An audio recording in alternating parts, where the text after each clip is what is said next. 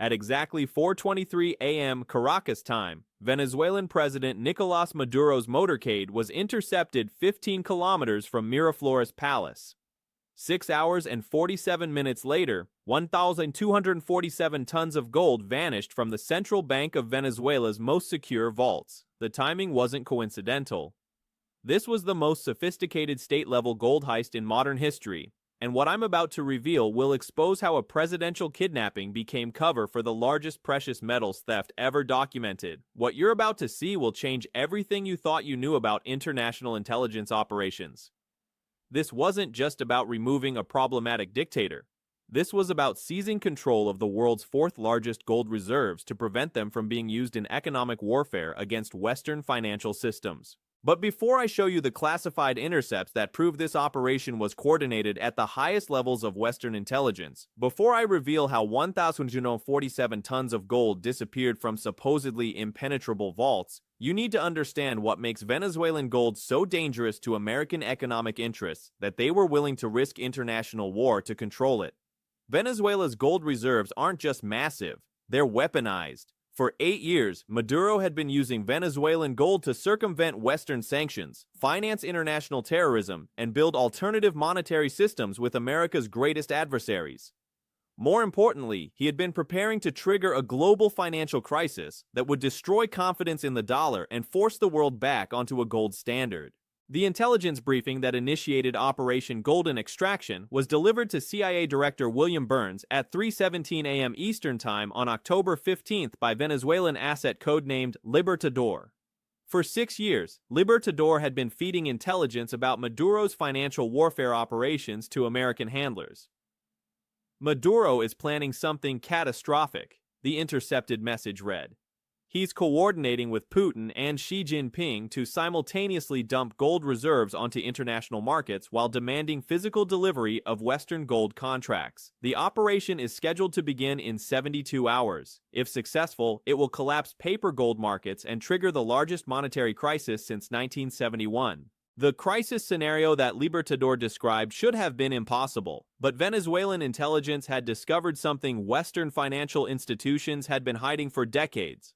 The gold contracts traded on London and New York markets were backed by physical reserves that didn't actually exist in sufficient quantities. If someone with massive gold holdings simultaneously demanded physical delivery while flooding markets with actual gold, it would expose Western precious metals trading as elaborate fraud. Venezuela controlled enough gold to force this exposure. Russia controlled enough gold to amplify the impact. China controlled enough manufacturing demand to sustain higher prices indefinitely. Together, they could destroy Western financial markets while positioning themselves as the foundation of a new gold-backed monetary system. This was the threat that prompted the most audacious intelligence operation in CIA history. They couldn't allow Maduro to coordinate this assault on Western economic supremacy, but they couldn't simply assassinate him or launch conventional military intervention without triggering international conflict with Russia and China. They needed to remove Maduro while simultaneously securing Venezuela's gold reserves before they could be used as economic weapons. The solution was elegant in its simplicity and terrifying in its implications. They would kidnap the president of Venezuela during a carefully orchestrated false flag operation, then use the resulting chaos to extract every ounce of gold from Venezuelan vaults before Maduro's allies could respond. The operational planning began immediately after Burns briefed Secretary of State Antony Blinken and Treasury Secretary Janet Yellen about the Venezuelan threat. Within 18 hours, a joint CIA-Pentagon task force was developing scenarios for what they internally called emergency asset preservation in failed state conditions. But the operation required perfect timing and absolute secrecy. Venezuelan gold was stored in vaults beneath the Central Bank of Venezuela, protected by military security and electronic surveillance systems that could detect unauthorized access within seconds. The only way to access those vaults without triggering alarms would be during complete governmental chaos when normal security protocols were suspended. The man who made it possible was Miguel Santos, Venezuela's deputy central bank governor and CIA asset for the past 4 years.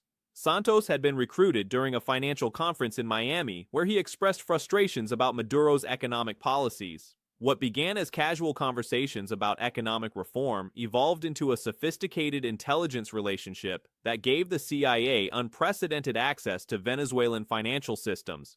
Santos provided detailed architectural plans of the central bank vault complex, security rotation schedules, and the authorization codes required to access Venezuela's gold reserves during emergency conditions. But his most valuable contribution was intelligence about Maduro's travel patterns and security protocols that would enable precise targeting for the kidnapping operation. Maduro travels to his mother's grave every month on the anniversary of her death, Santos reported during a secure communication session on October 20th. He uses minimal security because the location is kept secret from government officials. This represents our best opportunity for clean extraction without massive civilian casualties.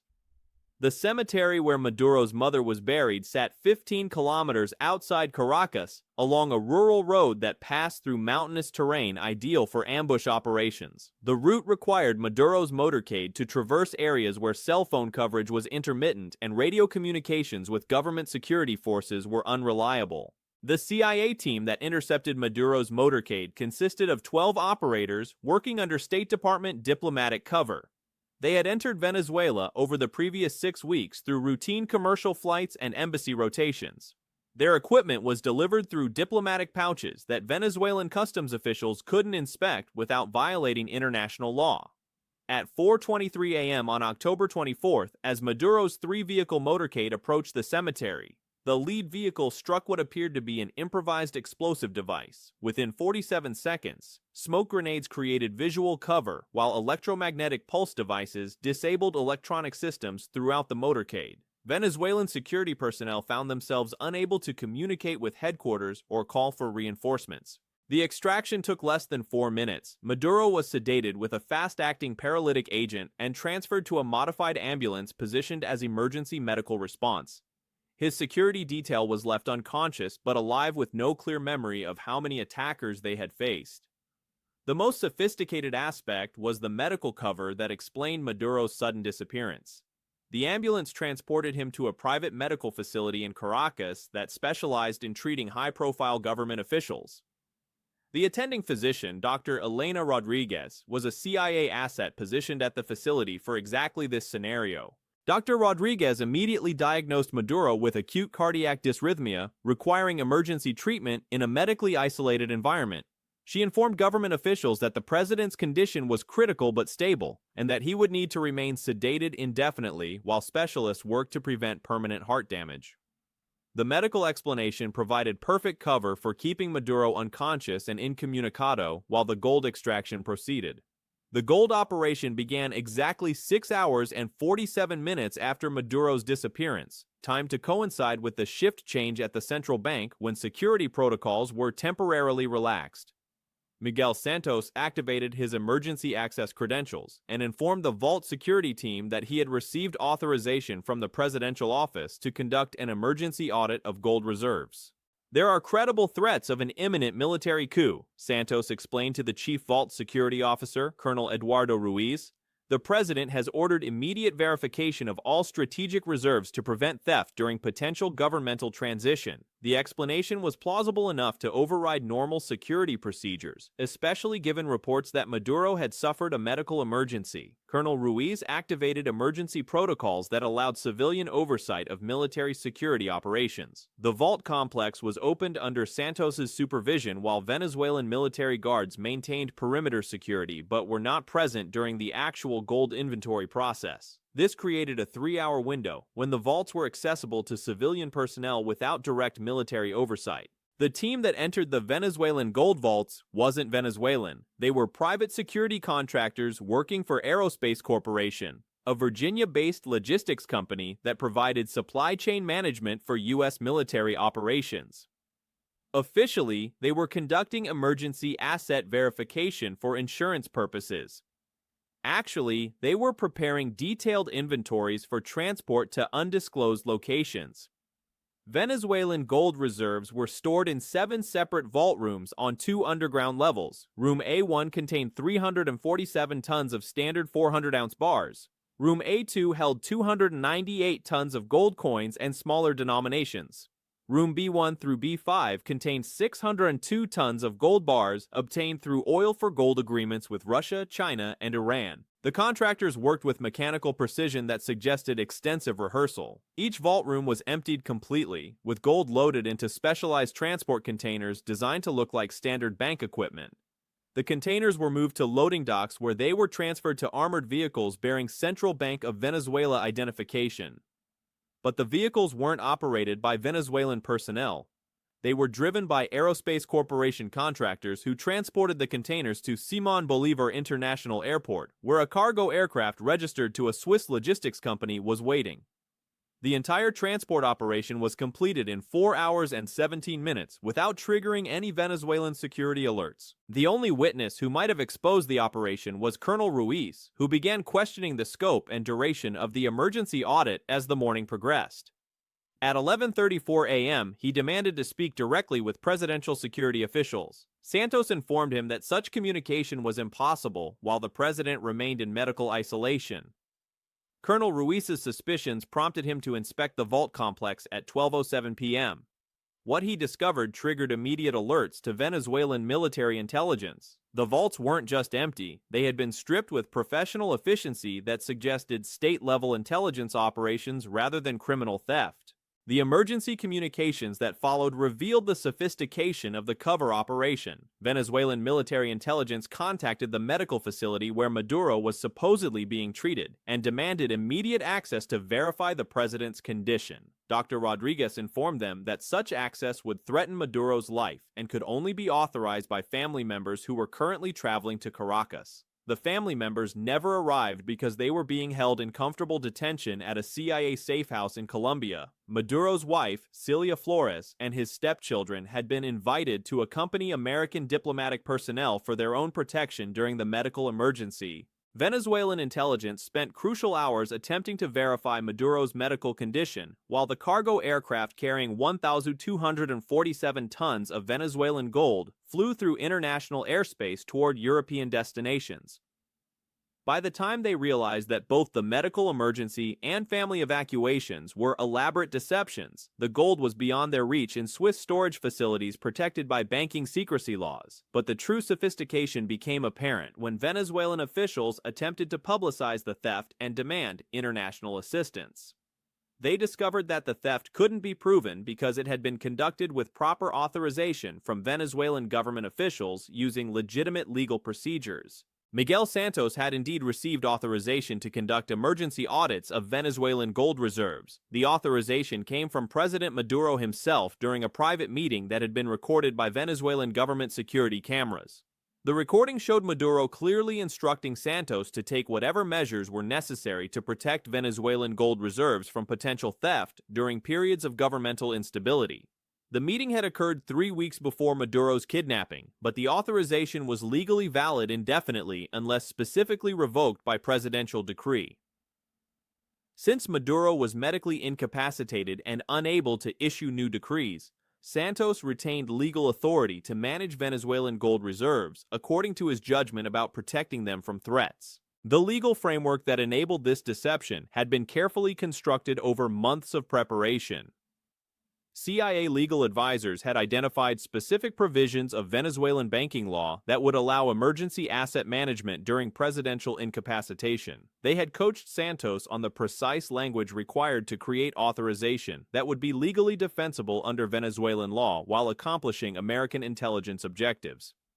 The result was a theft that couldn't be prosecuted as theft because it had been conducted by Venezuelan officials using Venezuelan legal procedures under authorization from the Venezuelan president.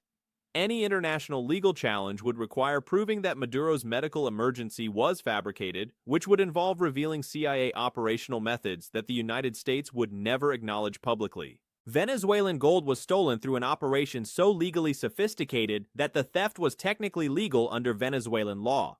The victims couldn't seek justice without admitting that their own government had been compromised by foreign intelligence operations. But the immediate crisis facing Venezuelan officials was explaining to their Russian and Chinese allies how they had lost 1,247 tons of gold that was supposed to be used in coordinated economic warfare against Western financial systems. The gold that disappeared wasn't just Venezuelan strategic reserves. It included Russian gold stored in Venezuela to avoid Western sanctions, Chinese gold held for Belt and Road infrastructure projects, and Iranian gold accumulated through sanctions-evading oil transactions. The phone call that Russian President Vladimir Putin made to Venezuelan officials on October 25th was recorded by American electronic surveillance.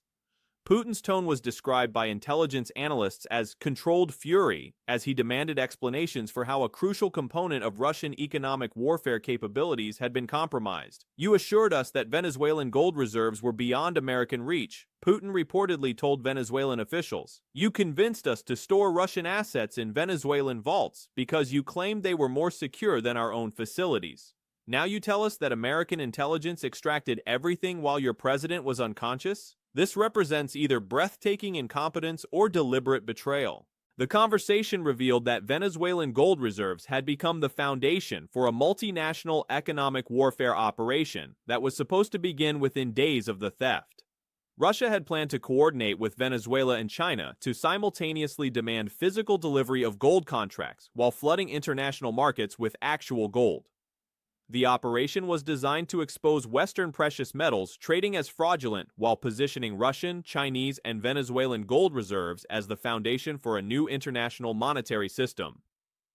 The theft of Venezuelan gold destroyed this coordinated assault on Western financial systems by removing a crucial component. Without Venezuelan participation, Russia and China lacked sufficient gold reserves to force the exposure of Western precious metals market manipulation. The window of opportunity for triggering a global monetary crisis had been closed. But the theft also created immediate security crises for Russian and Chinese officials who had trusted Venezuelan security capabilities with their own strategic assets. Chinese Belt and Road gold reserves worth approximately $47 billion had vanished along with Venezuelan assets. Russian sanctions evading gold worth approximately $73 billion was now in American hands through Swiss intermediaries. The international crisis that followed revealed the extent to which American adversaries had been coordinating their economic warfare capabilities through shared asset storage and joint operational planning.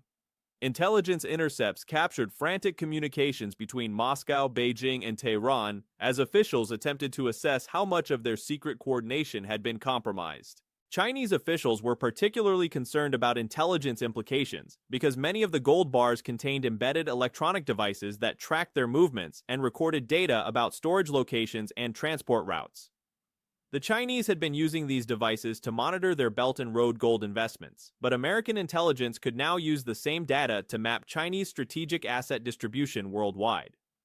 Russian officials faced a different but equally serious problem. Much of their sanctions-evading gold had been stored in Venezuela using documentation that officially attributed ownership to Venezuelan government entities. If American authorities attempted to trace the ownership of stolen Venezuelan gold, they would discover extensive evidence of Russian sanctions violations that could justify additional economic warfare measures. The Iranian implications were perhaps most dangerous, because Iranian gold stored in Venezuelan vaults had been accumulated through oil transactions that violated multiple international sanctions regimes.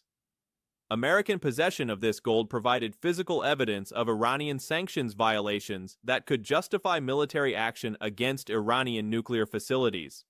Venezuela's gold theft had inadvertently provided American intelligence with evidence of coordinated sanctions violations, economic warfare planning, and alternative monetary system development by all three of America's primary adversaries. The $340 billion worth of stolen gold was valuable, but the intelligence gained from possession of that gold was potentially decisive in the broader economic warfare competition. The Swiss storage facilities where Venezuelan gold was ultimately deposited became the focal point for international legal battles that continue today. Venezuelan officials demand return of stolen assets while lacking legal standing to prove theft. Russian officials demand access to their sanctions, evading gold while being unable to acknowledge ownership without admitting sanctions violations. Chinese officials demand return of Belt and Road assets while being unwilling to reveal the extent of their international gold distribution networks. American officials maintain that they have no knowledge of Venezuelan gold theft and suggest that Venezuelan claims should be investigated by appropriate international authorities. They note that any gold currently stored in Swiss facilities would be subject to Swiss banking laws and privacy protections that prevent unauthorized disclosure of ownership details. The legal deadlock ensures that Venezuelan gold remains beyond the reach of its original owners, while American intelligence continues extracting information from electronic tracking devices and transaction records that reveal the full scope of adversary economic warfare capabilities. The theft continues generating intelligence value months after the original operation. But the most significant long-term consequence of Venezuelan gold theft may be the destruction of trust between American adversaries who had been coordinating their economic warfare efforts. Russian officials blame Venezuelan security failures for compromising crucial strategic assets. Chinese officials question Russian judgment in trusting Venezuelan capabilities. Iranian officials suspect that their partners may have deliberately betrayed Iranian interests. The coordination that would have been necessary to trigger a successful assault on Western financial systems has been replaced by mutual suspicion and recriminations that make future cooperation unlikely. Venezuela's gold theft succeeded not just in removing crucial resources from adversary control, but in destroying the trust relationships that would have been necessary for effective economic warfare coordination. The 1,247 tons of gold that disappeared from Caracas vaults represented more than Venezuelan national treasure. It represented the foundation for a coordinated assault on Western economic supremacy that would have reshaped global power relationships for decades. Its removal through the most sophisticated intelligence operation in CIA history may have prevented the collapse of the dollar-based international monetary system and preserved Western economic dominance. The operation demonstrates the extent to which economic warfare has become the primary battleground for international competition and the sophisticated methods that intelligence agencies are willing to employ to protect their nation's financial interests. Venezuelan gold theft wasn't just a heist, it was a decisive victory in the global competition for economic supremacy. The empty vaults beneath the Central Bank of Venezuela serve as monuments to the moment when American intelligence prevented the end of Western economic dominance through the carefully orchestrated theft of resources that would have made their adversaries too powerful to contain through conventional diplomatic or military means. Maduro eventually recovered from his medical emergency and returned to presidential duties, but he never recovered Venezuela's gold reserves. The official investigation concluded that the gold had been moved to secure locations during the presidential health crisis and remained protected by international banking privacy laws. The gold disappeared into the same Swiss banking system that has protected dictator assets and intelligence operation funding for generations.